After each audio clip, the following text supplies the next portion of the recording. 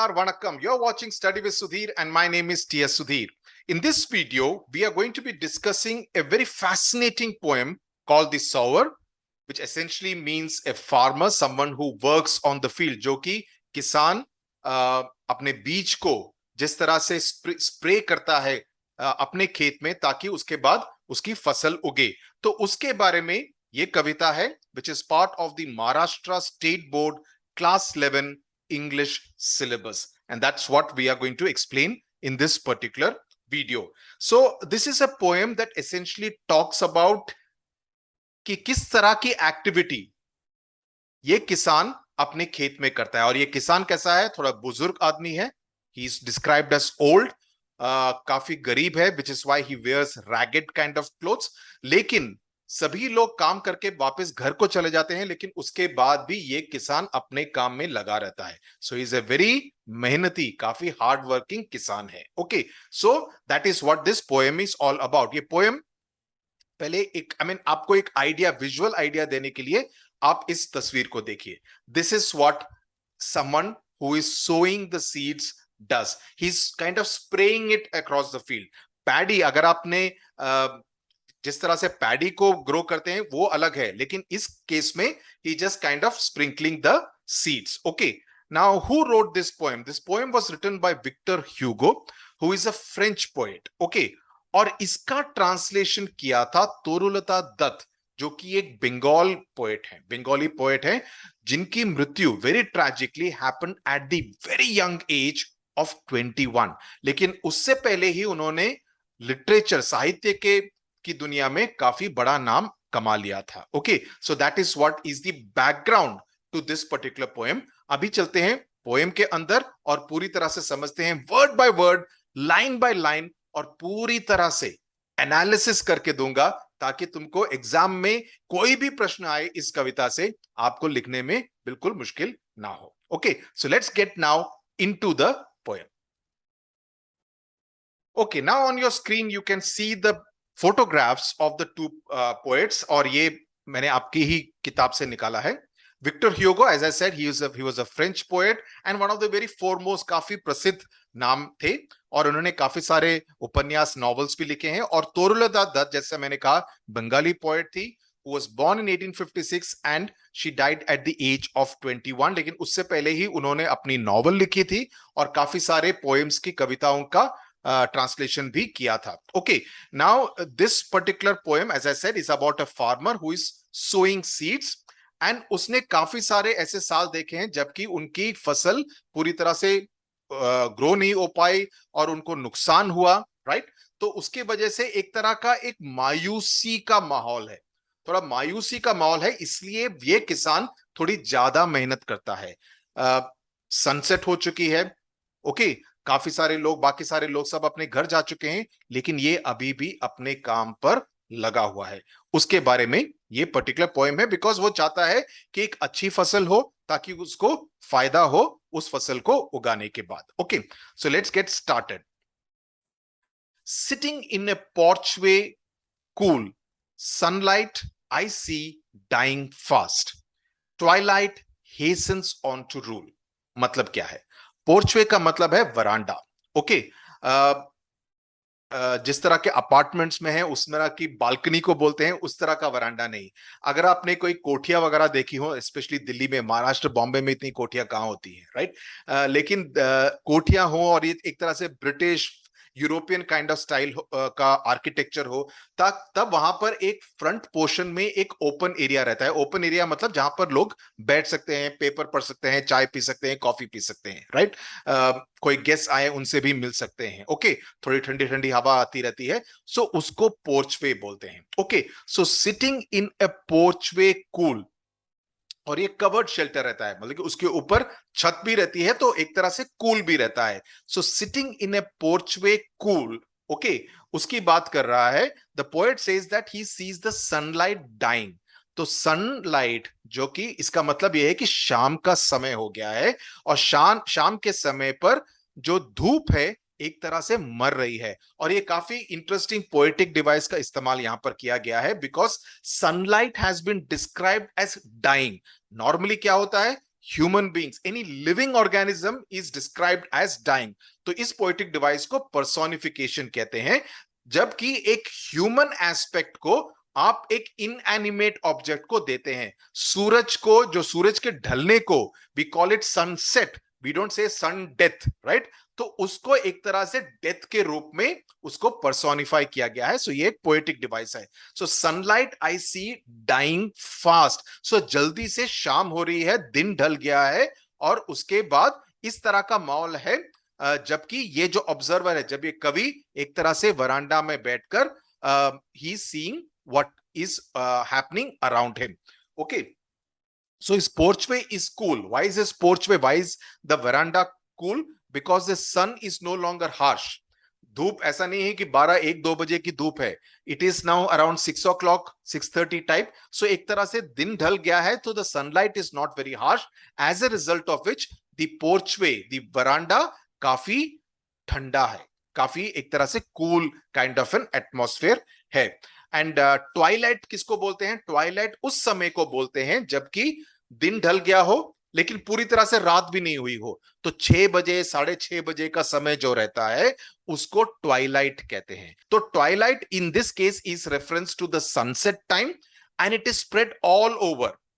Okay, it is spread all over. जब आपने 6 बजे 6:30 बजे का जब सनसेट का समय देखते हैं तो एक तरह से ऐसा लगता है कि धूप, very mellow kind of sunlight is spread all over the place, right? एक तरह से पूरी तरह से स्प्रेड हुई पड़ी होती है। ओके, और इसका किस तरह से वर्णन किया है कवि ने?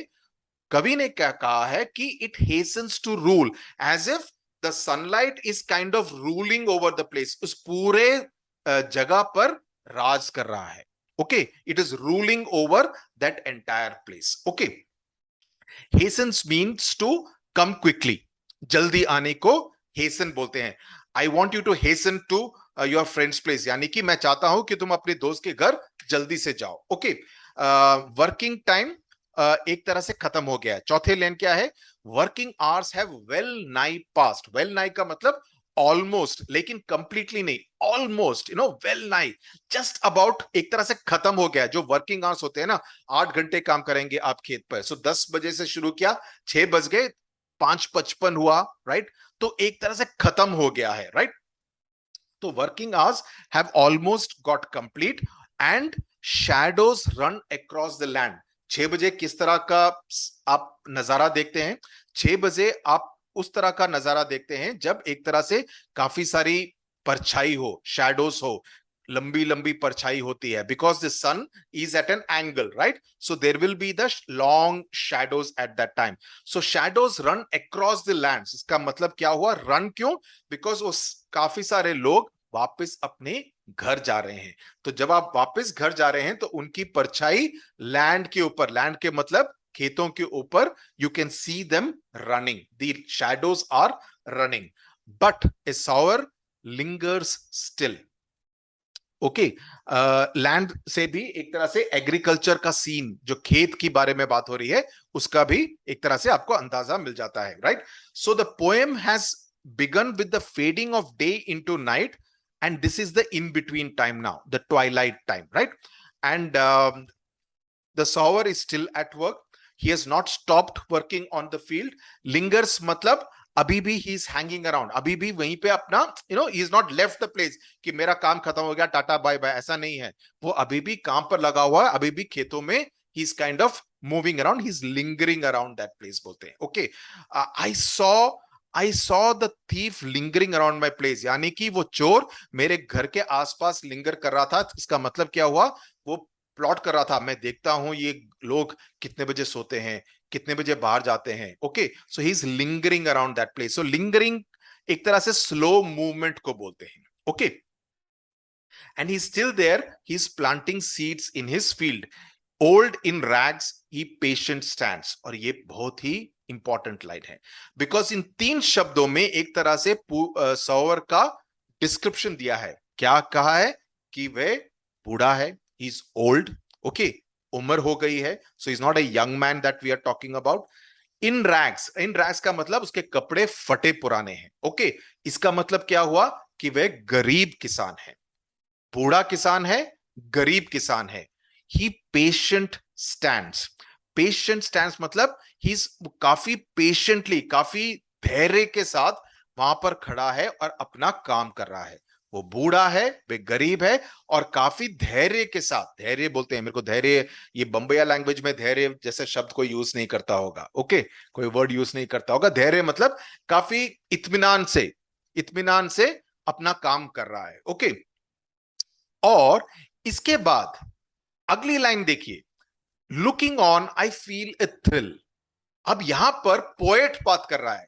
पोएट क्या कह रहा है? मैं उसको देख रहा हूं, मैं उसको देख रहा हूं, और उसको देखकर मेरे को काफी थ्रिलिंग लग रहा है।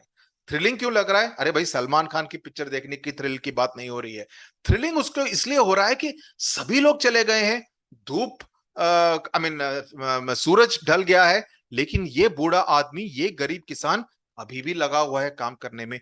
तो उसको देख के उसको काफी एक्साइटमेंट होती है। He feels very thrilled seeing someone like him at work, okay. तो इससे पता चलता है कि इस पर्सनल ऑब्जर्वेशन से पता चलता है कि पोएट इज एडमायरिंग हिम। इस बात को आप नोट कर लीजिए। This shows the poet's admiration for the sower, for the farmer, कि उसको अच्छा लगता है। ही इज एडमायरिंग हिम, कि सभी लोग चले गए हैं, धूप में सूरज ढल गया है, लेकिन ये बंदा अभी भी काम पे लगा हुआ है। अच्छी बात है ना? That is what, because the dedication of the job to the job of the sower, कि किसान को अपने काम पर अभी भी इतना डेडिकेशन है, ओके, जिस तरह का डेडिकेशन आपको भी होना चाहिए, उससे जो ये आदमी देख रहा है, नरेटर, द कवि who is seeing him, he saying वाह भाई वाह, मजा आ गया, देखो अभी भी काम पे लगा हुआ है। तो एक मेहनती किसान को देखकर he is feeling very happy at the time when the entire world, rest of the world has gone home or is going home, okay. So he is admiring the hard working attitude, the hard working nature of the sower. Patient also seems to suggest that maybe he is working late out of necessity. Patient का मतलब ये भी हो सकता है कि patiently मतलब कि पहले शायद उसको नुकसान हुआ हो, तो इसलिए भी वो काम कर रहा है, ओके। तो पेशेंट का ये मतलब भी हो सकता है। Black and high, his silhouette dominates the furrows deep, okay. Now silhouette का मतलब क्या होता है? सिलुएट का मतलब होता है, अगर आप कोई भी चीज को एक पावरफुल लाइट के अगेंस्ट लगाएं, तो क्या होगा? आपको फीचर्स नहीं दिखेंगे, आपको उस ऑब्जेक्ट के बारे में पूरी तरह से डिटेल्स नहीं दिखेंगे। या कोई आदमी या औरत या कोई लड़का या लड़की धूप के सामने या कोई लाइट के सामने इस तरह से खड़ा हो, उल्टा खड़ा हो, ताकि एक तरह से पीछे से लाइट आ रही हो और फ्रंट से कोई लाइट नहीं आ रही हो, तब आपको उसकी शक्ल ठीक से नहीं दिखेगी, है ना? आपको एक तरह से more of a black outline दिखेगा। That is called silhouette, okay. That is called the shape outline of someone against a brighter background, okay. So he says black, तो ये पूरी तरह से काला हो जाता है। हाई मतलब क्यों? बिकॉज वो शैडो का भी थोड़ा सा हाइट का ज्यादा रहता है, और वैसे भी लगता है शायद ये किसान भी थोड़ा लंबा किस्म का उसकी पर्सनालिटी हो। His silhouette dominates the furrows deep. Furrows क्या होते हैं? अगर आपने खेत देखे हो महाराष्ट्र में, तो एक तरह से बंड लगाए हुए होते हैं खेत के अंदर, ओके, ताकि पानी को स्प्रेड किया जा सके, पानी वहां से पास ऑन हो सके, या किसी तरह से पैसेज जहां से आप चल के जा सके, तो उसके लिए different kind of layers are there, तो उसको फरोज बोला गया है। लाइन, ट्रेंचेस, चैनल्स, सभी को फरोज बोलते हैं। तो उसका जो सिलुएट है, वो उस पूरे लैंडस्केप को डोमिनेट कर रहा है। his silhouette is dominating the field out there, right? So he's looking like, one powerful in black. So can you imagine this kind of a scenario? You don't have much light, but he's able to see him in a very dominant kind of a position. So dominates is an interesting word, okay. Now to sow, the task is set. This is another important line. It means that the old and the poor farmer has set a task for himself. Okay, and he wants to do his duty. He is his own master. उसने decide किया है कि आज मेरा ये target है, मैं ये टारगेट खत्म करके जाऊंगा. जिस तरह से आपको भी टारगेट रखना चाहिए कि आज तक मैं ये चैप्टर खत्म करके जाऊंगा, ये वीडियो पूरी तरह से करके जाऊंगा. दूसरा टास्क है इस चैनल को सब्सक्राइब भी करूंगा. ओके, तो आपको ये सारे टारगेट्स को मीट करना पड़ेगा, just like this particular farmer. Okay, soon shall come a time to reap. Soon shall come a time to reap. Marches he along the plain to and fro and scatters wide from his hands the precious grain. Okay, precious grain क्यों? काफी कीमती है, because उन बीजों में उसका future है. वो बीज वो बोएगा, फसल उगेगी, उससे उसको काटेगा, बेचेगा, तभी उसको पैसे मिलेंगे. So that is why the seed, the grain is precious. Okay, तो इस तरह से जैसे मैंने फोटो दिखाई उस तरह से उसको फैला के फेंक रहा है. ओके, और इन चार लाइनों में जो मैंने अभी पढ़ी उसमें काफी एक्शन है, उसमें काफी डायनामिज्म है. There is a very dynamic personality that is being conveyed. अभी तक you are making it seem like he is lingering around in slow motion, या वहां पे उसका सिलुएट है. Now he is moving around, so there is a sense of action, there is a sense of dynamism to the sower. So he's moving back and forth in all direction, to and fro, and marches he along the plain. Marches is another word जिससे कि action और dynamism convey होता है. Okay, please note this. Okay, and scatters wide. Scatter में एक तरह से action होगा. ओके, तो इन सभी चीजों से, इन सभी वर्ड से, स्कैटर से, मार्चेस से एक तरह से वाइब्रेंट एक्शन कन्वे किया जाता है. Okay, marches also shows that he's in command of that land. शायद वो खेत उसकी खुद की प्रॉपर्टी है. So there is a sense of ownership. Okay, there is a sense of ownership. I am the dominant figure out here. ये मेरा खेत है, ये फसल मैं उगाऊंगा, ये बीज मेरे हैं, तो ये मेरी रिस्पॉन्सिबिलिटी है. Okay, so it shows what? मेरे टोन से क्या पता चला? क्या पता चला? कमेंट्स में लिखो. इससे पता चला determination, that he is very determined to do it. उसमें एक तरह से उसने हट रखी हुई है कि मैं इस काम को करूंगा. Okay, muse I as I see him stride, darkness deepens. Muse का मतलब है मैं ये सोच रहा हूं. पोएट, जो बंदा देख रहा है उसको, वो ये सोच रहा है, मैं ये सोच रहा हूं, जिस तरह से मैं उसको चलते हुए देख रहा हूं. STRIDE also like marches, like scatters, conveys a sense of action. Because STRIDE का मतलब है लंबे कदमों के साथ आप जब चलते हैं उसको स्ट्राइड कहते हैं. मार्चेस का भी मतलब एक तरह से वही है. मार्च भी एक तरह से it conveys determination. STRIDE also conveys a sense of कि कन्विक्शन, कॉन्फिडेंस, सेल्फ कॉन्फिडेंस कि मैं ये काम कर रहा हूं और करूंगा. ओके, सो म्यूज यहां पर नाउन नहीं है, वर्ब है. ओके, इस बात का ध्यान रखिएगा. आई म्यूज अबाउट दिस, मैं इस बात के बारे में सोचता हूं. Okay, I am the muse और ही इज माई म्यूज. मतलब म्यूज का मतलब होता है जिससे कि आप एक तरह से प्रेरणा लेते हैं और उससे प्रेरणा लेकर आप कोई काम करते हैं. सो म्यूज का इस्तेमाल वर्ब के रूप में भी होता है, नाउन के रूप में भी होता है. यहां पर वर्ब के रूप में कवि ने इसका इस्तेमाल किया है. Okay, so it shows dynamism in his walk. The word marches and strides. It is dark now. अंधेरा हो गया है, लाइट चली गई है. Darkness deepens, fades the light. Okay, light बिल्कुल अभी तक ढल रही थी, लेकिन अभी पूरा अंधेरा हो गया. So there is passage of time within the poem. इस बात को भी आप नोट कीजिए. There is passage of time within the poem. It started with sunset, but now it has become dark. It started with dusk. Dusk किसको बोलते हैं? Sunset वाले टाइम को. सनराइज वाले टाइम को क्या बोलते हैं? dawn. DAWN. Okay. So now his gestures to mine eyes are august. Okay. ये थोड़ा कॉम्प्लिकेटेड लाइन है, इसके बारे में थोड़ा धीरे से बताता हूं मैं. Okay. Now he says his movements, his gestures. Gesture का मतलब movement. Okay. Gestures. They look very dignified. August का मतलब है dignified, impressive, noble. ताकि एक gentlemanly, there is something very nice about his movements, about his gestures. Okay, and उसको देख के लगता है कि ये एक अच्छा किसान है. He is very impressed. It shows that the poet is very impressed with this particular farmer. And strange, okay, he has been elevated in height.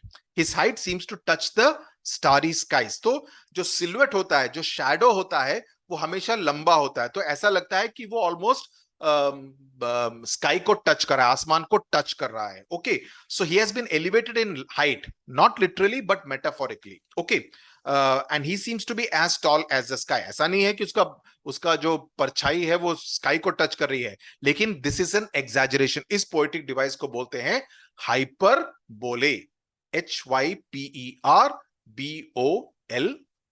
Okay, and the poet is full of admiration for him. Okay, now his gestures to mine eyes are august and strange. Strange मतलब because उसको इस तरह का एक नजारा देखने को मिल रहा है. And we do not know, और इसके बाद हमें ये नहीं पता चलता है कि फार्मर उस खेत को छोड़ के चला गया है या नहीं. रात हो गई है and he cannot be seen clearly, only his distorted shadow can be seen. जो shadow बहुत clearly नहीं है वही उसको दिखती है. Okay, so why does he call him an august personality? Because he works hard, he is persistent and अपने काम पर लगा रहता है and shows immense dedication, जबकि बाकी लोग भी चले गए हैं. Okay, now इस पोएम का जो स्टाइल क्या है? It is a very, he has romanticized. Romanticise इसका मतलब ये नहीं है कि पोएट को फार्मर से प्यार हो गया है. नो, ही हैज रोमांटिसाइज मतलब उसका जो छोटा सा, नॉर्मली क्या होता है, कोई मैकेनिक हो या कोई किसान हो, उस बात को लगता है कि क्या काम है, गंदे से पैर गंदे हो रहे हैं, गीली मिट्टी है, हाथ गंदे हो रहे हैं, नेल्स गंदे हो रहे हैं वगैरह. लेकिन अगर आप उस काम को अलग नजरिए से देखेंगे तो you will find it that you can romanticise that same kind of work which may otherwise seem very ordinary to you. That is what the poet has done out here, and by using words like strides and marches and scatters, he has conveyed a sense of dynamism and action and shows the dedication to his work. What is the theme of the poem? ये बहुत important है, इसको आप note कर लीजिए.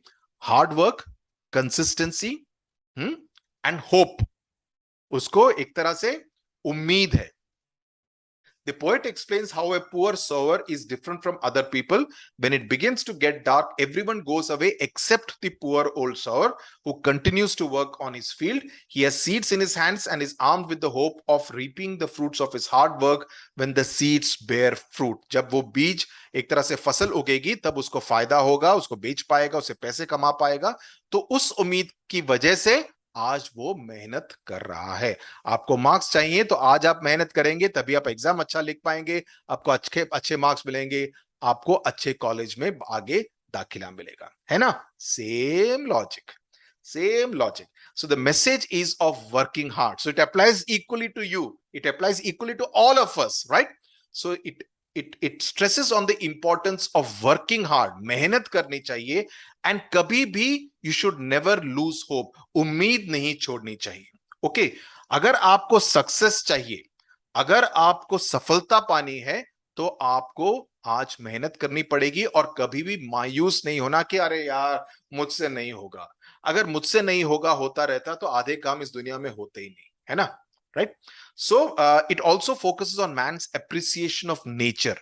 जो पूरी एक तरह से वातावरण है उसके बारे में भी एक तरह से एप्रिसिएशन है इस पर्टिकुलर पोएम में, बिकॉज ये फसल की बात हो रही है, खेत की बात हो रही है, क्रॉप्स की बात हो रही है. ओके, और काफी एक मैजिकल मैनर में इस पूरे बात को डिस्क्राइब किया गया है. लिटरेरी डिवाइसेस मैंने आपको बताया, पर्सोनिफिकेशन के बारे में बताया, ट्वाइलाइट, शैडोज, सिलुएट, ये सारे जो हाइट, ये सारे ऐसा लगता है कि ह्यूमन एक्शन कर रहे हैं. तो ये पूरे हुए क्या? पर्सोनिफिकेशन. दूसरा हुआ visual imagery.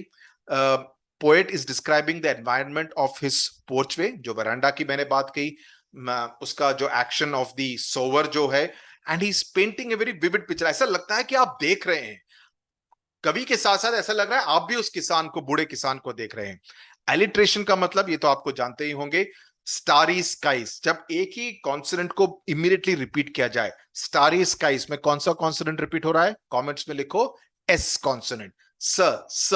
Darkness deepens, D D. तो जब भी हो उसको एलिट्रेशन कहते हैं. इस पोएटिक डिवाइस को याद रखिए, आपके कई सारे पोएम्स में इसका इस्तेमाल होगा। ओके, और हाइपरबोले जैसे मैंने कहा, जब एग्जैजरेट किया गया, एग्जैजरेट मतलब बढ़ा चढ़ा के जब बोला जाए, the length of the shadow, उसको हाइपरबोले कहते हैं। राइम स्कीम इसमें है ABAB, यानी कि आप कोई भी 4 लाइनें ले लीजिए, राइट। तो उसमें आप देखेंगे, like darkness deepens fades the light, now is gestures to mine eyes, B are August and strange his height. So height और लाइट मैच करते हैं, आइस और लास्ट वर्ड क्या है, स्काइस, वो मैच करते हैं। So the rhyme scheme is ABAB। Okay, so that is about the poem. What is the speaker doing in the poem? He plays the role of an observer. वो देख रहा है, वो पूरे चीज को ऑब्जर्व कर रहा है। ओके, और इस किसान के बारे में बता रहा है हमको कि कितना मेहनती है और कितना डेडिकेशन से काम कर रहा है। Okay, and it is because of the narrator, it is because of the poet that we come to know about this particular farmer, and we are also filled with admiration for this hour, right? So and he's describing him in very great detail about by using words like rags and old. Okay, and about how patiently he stands and lingers around on his field. I hope आपको ये पूरी कविता समझ में आई होगी, मजा भी आया होगा। Please subscribe to the channel, because यहाँ पर हम पूरे महाराष्ट्र का 11th क्लास का सिलेबस यहाँ पर कवर करेंगे, और मुझे उम्मीद है कि आपको ये इंग्लिश और हिंदी में समझाने से आपको आसानी होगी, समझ में आता होगा। अगर कोई भी चेंजेस करने हो तो प्लीज बताइए, मैं उस तरह के चेंजेस करने को तैयार हूं। Okay, so all the best to you, thank you very much for watching. अपने दोस्तों को भी बताइए और शेयर कीजिए इस वीडियो के लिंक को। Thank you.